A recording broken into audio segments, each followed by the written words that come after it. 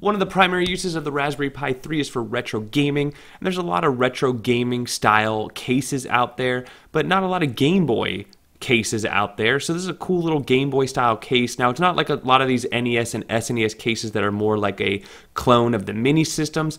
It's just stylistically a cool Game Boy case. Good construction coming from C4 Labs. It's really durable, portable, a lot of details going into this, but if you like Game Boy, this might be the case for you. Let's check it out. All right, C4 Labs hooking it up again, this time with the Game Boy case. Give me their C4 Labs Zebra Craft in the USA emblem. Cool little coaster, platform. You could use it on all sorts of things. Well, really well packaged. Wow, you really get the packaging in here. I'm glad I had some time using the previous Zebra Virtue case because this is going to be a similar build, so I think I'm going to be ready for it. Does come with the instructions here. It's basically the Zebra case, but the top is a Game Boy. The buttons do not work. I need to clean this off just a little bit, but it's a Game Boy screen, and the paper's going to come off the back, but it's a Game Boy screen. Does come with heat sinks and rubber grommets and all the hardware you're going to need. The first step actually is to take off all the paper. There's paper on the red piece here. These black pieces have paper on them. On all the acrylic basically has plastic, has paper. Pro tip, go ahead and get some sponge to help with this, but I have to say their paper is one of the easier ones. Look at that. I mean, it's one of the easier ones to come off, and it comes off all at once. So you can see I already finished one there, but let's go ahead and finish taking off the paper here.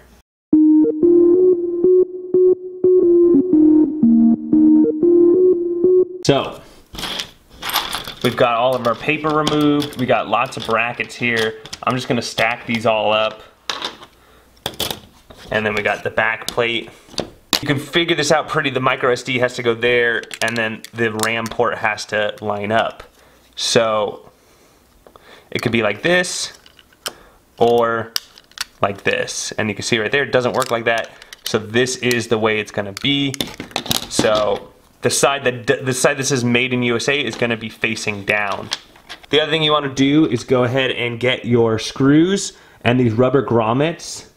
And you can see the grommet has a hole where the screw can be recessed, or the other side where it cannot be recessed, so it needs to go in like this, so that the screw head itself is inside the rubber. You can no longer see the screw sticking out. Where if you do it the other way, the screw will stick out of the rubber. So the part where the screw gets recessed into the rubber. So we're gonna go ahead and put it on all four of these. The other thing we're not gonna be doing is putting on the heat sinks, just because I use this Raspberry Pi for a lot of different case builds, so some case builds allow the heat sinks, some don't. But this would be the step you put on your heat sinks as well. You have one for the processor, one for the network card, and one for the RAM over here.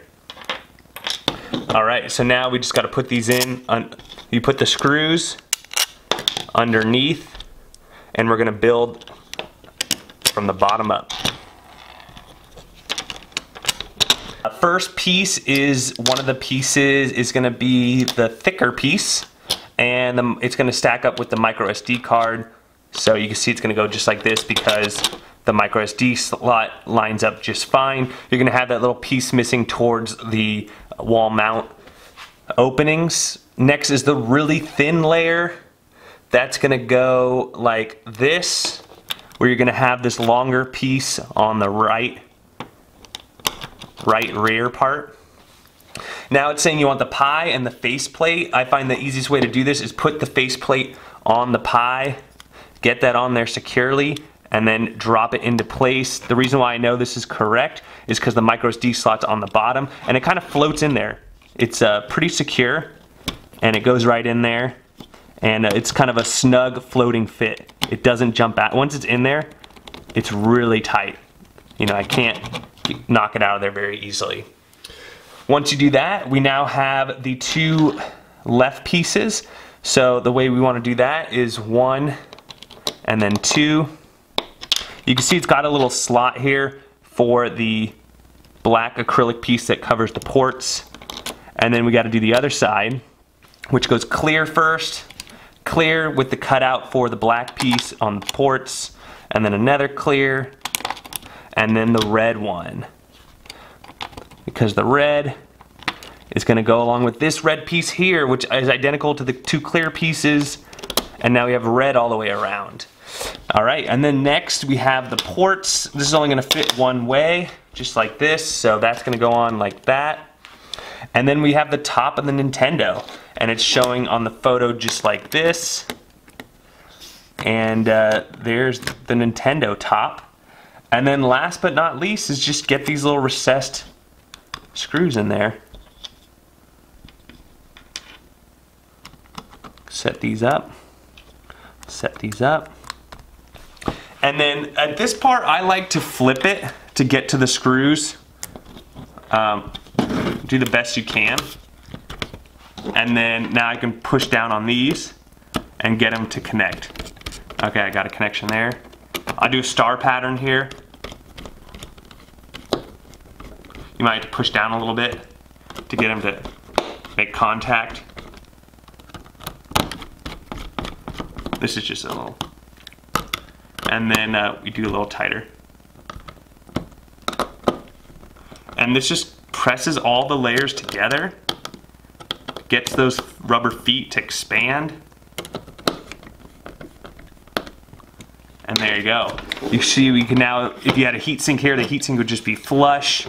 You can wall mount it, you can get in and out of your micro SD really easily. You now have your rubber feet. Ports come out the bottom of the Game Boy, and I got a little bit of lint on the screen, but look at that, little Game Boy Pi 3. They give you the little thing you can put it on top of. So here you have it, the Game Boy Pi 3 case. You'll probably see a heatsink there if you put the heatsink over the processor. Over here you got the display ports, power, auxiliary. You got the micro SD slot here on the bottom. The back, you can see the RAM, get to the micro SD, rubber feet, wall mountable. And then on the bottom of the Game Boy, you got all your ports here. So on the bottom there you go, the Game Boy Pi 3 case. Cool little case. I mean, it represents retro gaming. It's got some nice colorations. You can still see the Pi. It's not a solid case. It's a cool, clean case. Functionality wise, if you're using it for RetroPie, you don't need to get to the GPIOs usually, unless you're doing some shutdown switch or something like that. A lot of it can just be done through a controller. You can go wireless controller with this, whatever you want, but a nice, cool retro gaming case for your Raspberry Pi 3. Let me know if you guys got any questions. Don't forget to like and subscribe, and we'll catch you on the next one.